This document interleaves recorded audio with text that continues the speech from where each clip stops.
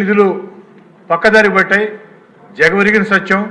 దాంట్లో ఎవరికి కూడా ఎలాంటి అనుమానాలు లేవు. ఇంకా బాధాకరం ఏమిటంటే, దురదృష్టం ఏమిటంటే, కేంద్రం ఇచ్చిన నిధులు కేవలం వాళ్ళు అడిగిన వివరాలు ఇవ్వలేక ఆంధ్ర రాష్ట్ర ప్రభుత్వం ఆ యొక్క కేంద్రం దగ్గర పెండింగ్ ఉన్నాయి. నేను రాష్ట్రం అంతా మాట్లాడటంలా నెల్లూరు రూరల్ నియోజకవర్గం గురించి ఒక్క సంఘటన చెప్పి ఆనాటి వైఎస్ఆర్ కాంగ్రెస్ పార్టీ ప్రభుత్వ దుర్మార్గాన్ని, ఆనాటి ముఖ్యమంత్రి జగన్మోహన్ రెడ్డి గారి దుర్మార్గాన్ని ఈ సభ ద్వారా ప్రపంచానికి తెలియజేయాలని చెప్పిన నా కోరిక. అధ్యక్ష, నెల్లూరు రూరల్ నియోజకవర్గంలో దేవరపాళెంలో నరసింహకొండ ఉంది. నరసింహస్వామి దేవస్థానం. కలియుగ వెంకటేశ్వర స్వామి వైకుంఠం నుంచి తిరుమల వచ్చేటప్పుడు ఏదైతే భూలోకంకి వచ్చినప్పుడు తొలి అడుగు నరసింహకొండలో వేస్తే రెండో అడుగు కడప దేవుడి గడపలో వేసి తిరుమల వెళ్ళాడు. అంత ప్రసిద్ధి చెందినటువంటి పుణ్యక్షేత్రం.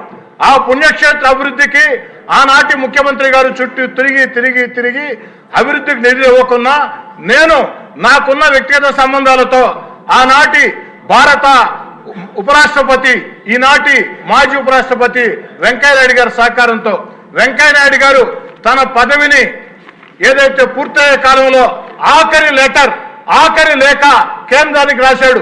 ఇది నెల్లూరు జిల్లాలో ఉంది. నెల్లూరు రూరల్ ఎమ్మెల్యే చెప్పేది వాస్తవం. కేంద్ర ప్రభుత్వం నిధులు ఇవ్వాలంటే వెంకయ్యనాయుడు గారి మీద గౌరవంతో ఆనాడు టూరిజం శాఖ మంత్రి కిషన్ రెడ్డి గారు ఏదైతే 50 కోట్ల రూపాయల నిధులు కేంద్రం నేరుగా విడుదల చేసింది. ఇందుకు ఈనాటి మంత్రి సత్యకుమార్ గారే ఒక సాక్ష్యం.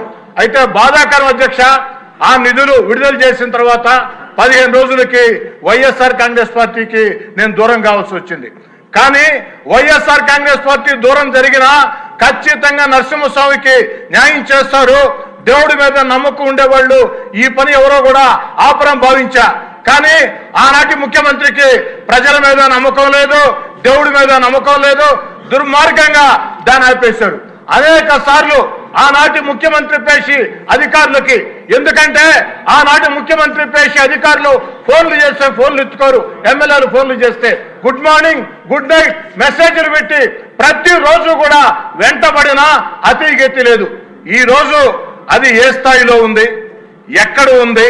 ఏదైతే నెల్లూరు రూరల్ నియోజకవర్గంలో ఒక భారతదేశంలోనే విశిష్ట దేవస్థానం దేవరపాళెం నరసింహకొండ దేవస్థానం కేంద్రం ఇచ్చిన 50 కోట్ల రూపాయల డబ్బులకి రాష్ట్రం డిపిఆర్ ఇచ్చిందా లేదా? దానికి కనీసం ఇప్పటి ఆర్థిక శాఖ మంత్రి గారైనా చర్యలు తీసుకొని న్యాయం చేస్తారా లేదా? నా మాటలు ముగించే ముందు ఒక మాట అధ్యక్ష, నెల్లూరు చెరువు ఒడ్డున పవిత్ర స్వర్ణాల చెరువులో అమృత్ పథకం కింద ఆనాటి ముఖ్యమంత్రి చంద్రబాబు నాయుడు గారు 2014-19 ముందు, అదేవిధంగా పొంగూరు నారాయణ గారు ఎంతో చొరవ తీసుకుని నిధులు విడుదల చేశారు. ఎన్టీఆర్ నెక్లెస్ రోడ్ అని చెప్పని. కానీ కొంతమేరకు పనులు పూర్తయిన తర్వాత ప్రభుత్వం మారింది, ఆ పనులు ఆగిపోయినాయి.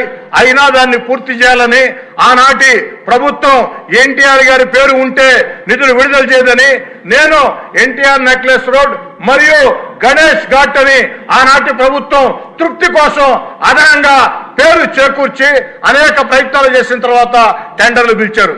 కాంట్రాక్టర్ టెండర్ వేశాడు. కాంట్రాక్టర్ టెండర్ వేసిన తర్వాత అగ్రిమెంట్ చేసుకున్నాడు. కానీ పనులు ప్రారంభించాల. ఇది ఎంతవరకు న్యాయం? నేను అడిగేది ఒకటే, అమృత్ పథకం రాష్ట్ర ప్రభుత్వం డబ్బు కాదు, కేంద్రం డబ్బు. మ్యాచింగ్ గ్రాంట్ మాత్రమే రాష్ట్ర ప్రభుత్వం. ఏదైతే నరసింహకొండ దేవస్థానం 100% కేంద్రం డబ్బు. అమ్మ పెట్టదు అడుక్కు తిన్నదన్నట్టు ఈనాడు ఆనాడు చేసిన ప్రయత్నాలకి అడ్డం పడ్డారు.